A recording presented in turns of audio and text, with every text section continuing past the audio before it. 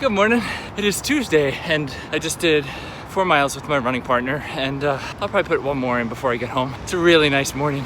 It's cool enough where when you step out, you're like, ooh, it's a little chilly. Look at how transparent my ears are. I'm expecting good things out of today.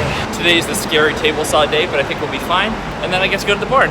Tomorrow, it seems like I will sign the quitclaim and release my wife to go buy some crazy property with her boyfriend. Keep taking tiny steps forward. Okay, I'm gonna get back to running. I'll see you in a bit when I'm less sweaty and maybe a little cleaner. Have a good one.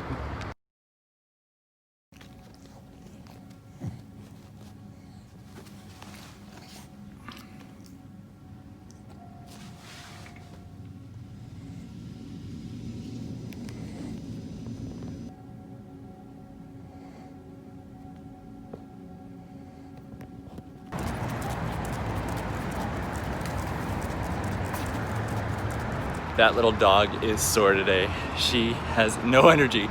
I went and called the elevator and she was just lying on the carpet.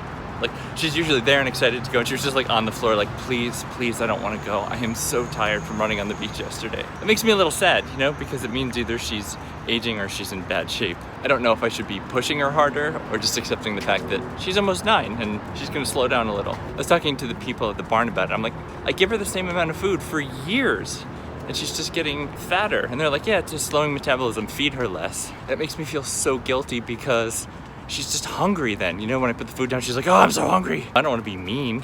Come on, little one. Come on. Big curve. Ugh. Yeah, everything takes effort this morning.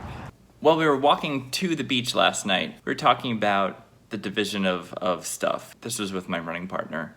You know, talking about what she wants and what she wants me to have and what things she doesn't want to take into her new life, like, you know, like the table that I made her and stuff. And then I talked about how she's giving me the engagement ring back, but wants the wedding ring. So we were just talking, and I said, you know, I was like, what do you do with an engagement ring? Do you sell it? Like, I don't want to go to a pawn shop. You know, we've talked about this before, but I was just sort of musing out loud to her, and she's like, yeah, I don't know. And then later we were walking down the beach, and we got down towards there's a fence at one end of the beach against the Navy base, and we met this woman who had these 2 adorable little rescue dogs. I mean, just insanely cute. And we talked about the dogs for a bit, and it was really nice. And as she went to go, she said, you know, I couldn't help but overhear.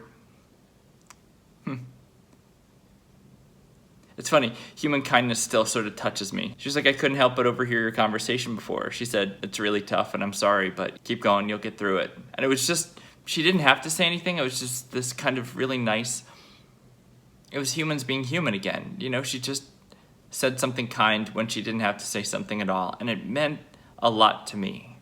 And I think we need to take that to heart. What I've really appreciated in this is people doing the things that they didn't have to do, reaching out, going outside their comfort zone, and taking a risk just to be kind to somebody else. And I feel like I've tried to do that in my life, but I'm gonna try harder to do it more because it has really, really helped me. I just wanted to remember that. I wanted you to know that there's really good people out there. Hey, you guys. We are headed to school. I just saw one of my students on the side of the street going to school. I was just thinking about like the crossing of lives. Like, I drove past him. He didn't see me. He's not aware of this. But like, I'm in my life recording this thing. He's walking to school. Like, we're crisscrossing. But at some point, I don't know. Hi, Austin. I'm gonna shut this thing down for now. Go be a teacher. I will see you right here when the day's over. Okay, bye. All right, I'm on my way. Really, the wild card is getting off the island and then the traffic in Del Mar. Ah, what a great day at school. Really, like, genuinely fun and good. Not to play favorites, but I think my 3rd period advanced class is sort of my favorite right now.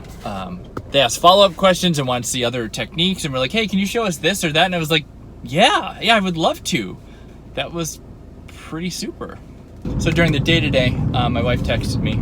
I think months ago we were talking, you and I said something to the extent of, I look forward to the day where when I hear from her, it's just annoying as opposed to like heartbreaking.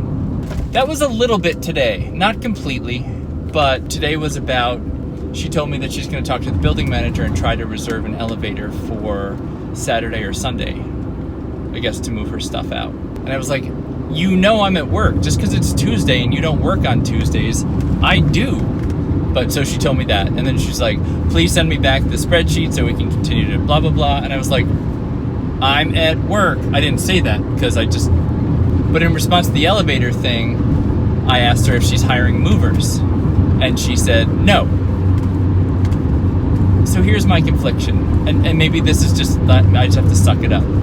That means on Saturday or Sunday, she and her boyfriend will be in my home taking her stuff out. What's my move? Should I be there?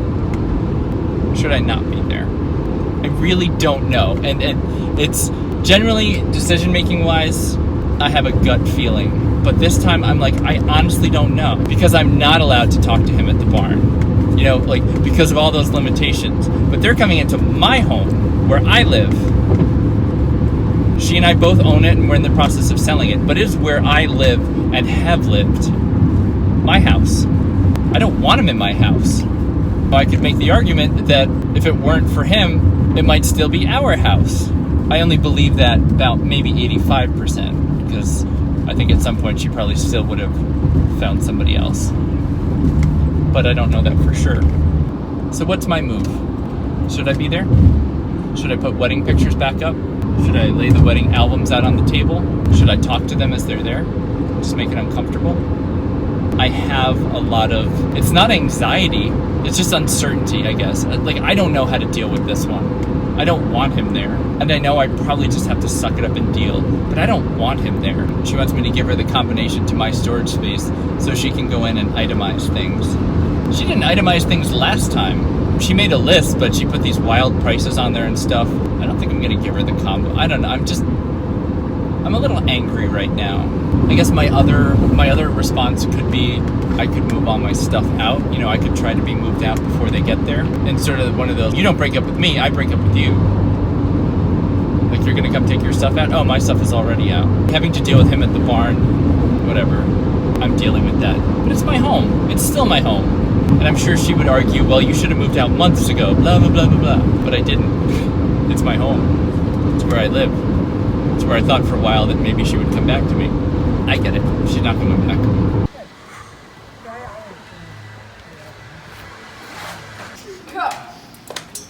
Do it. Almost there. Flip it.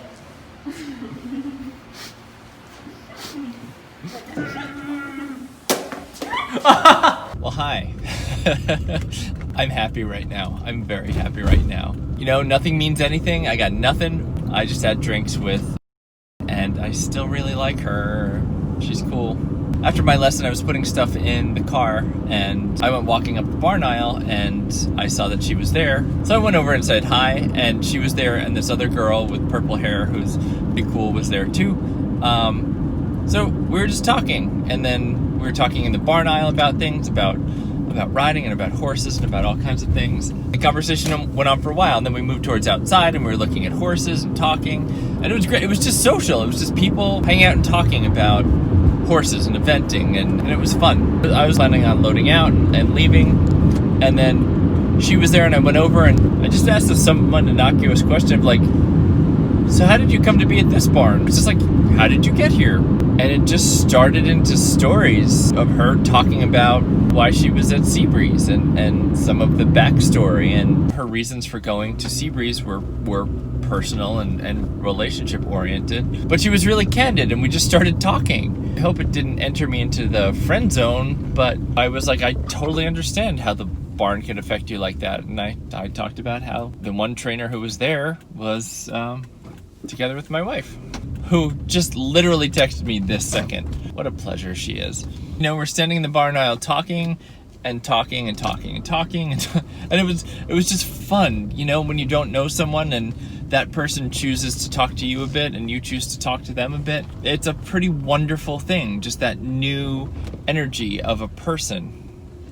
In the time since I've stopped for gas, I responded to my wife. She's like, can you respond to my 2 things? And I was like, basically it's this. She sent an email. She sent a couple emails or text. She sent text during the day when I was at, you know, the job that I have. I didn't respond fast enough or well enough for her liking. So she did the tattletale thing of texting me and looping the mediator in on the text, who then offered to have a conference call with us to help solve our disputes over getting stuff out of the condo. I was at my job today, and then after my job, I went and did something that makes me okay. She's on a timeline, and is all pissy about things. But the fact is, all of this is on her timetable, her schedule. I'm not doing anything wrong. I am living my life. She's just being annoying. But basically it's this. She sent a text basically saying she's got the elevator reserved this weekend from 9 to 1 on Saturday. She would like me to not be at the condo from 8:30 forward so she can come in and pack things and get them out. And I just feel like the audacity. It's my home. It's where I live. Why would I get out of there? She wants me to take the lock off the storage space downstairs so she can go through things. I don't want her to go through things. It's her demanding what she demands. I don't want her boyfriend in my house. I don't want to not be there when they're there. I don't want them to have sex on my bed. And I know it sounds insane, but it goes through my head. This sneaky couple that got together, why wouldn't they, when I'm not there, have sex on my bed? You know, it's sort of like a peeing on your fire hydrant kind of thing. I don't doubt any of it. Like, she's disrespected my marriage. She's disrespected me. She's disrespected, like, our vows. So why wouldn't she do one final FU and be like, hey, let's have sex. Let's have sex in my condo before it sells. I don't want the two of them in my home without me there. I don't want him in my home, period.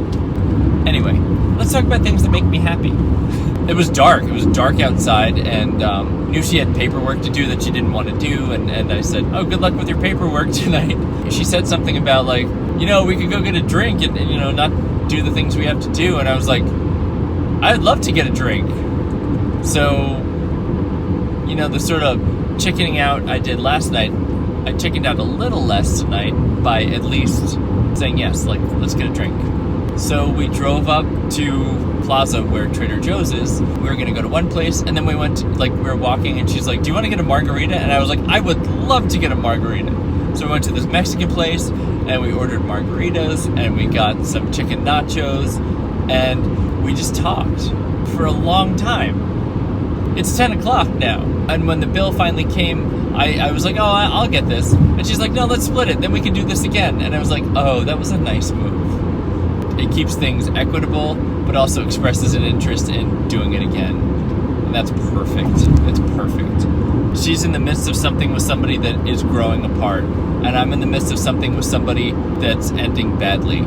So neither of us are in a place to date somebody, but you know what? We could be friends. I need friends right now. And if we get along and that's a good thing, that's flippin' sweet.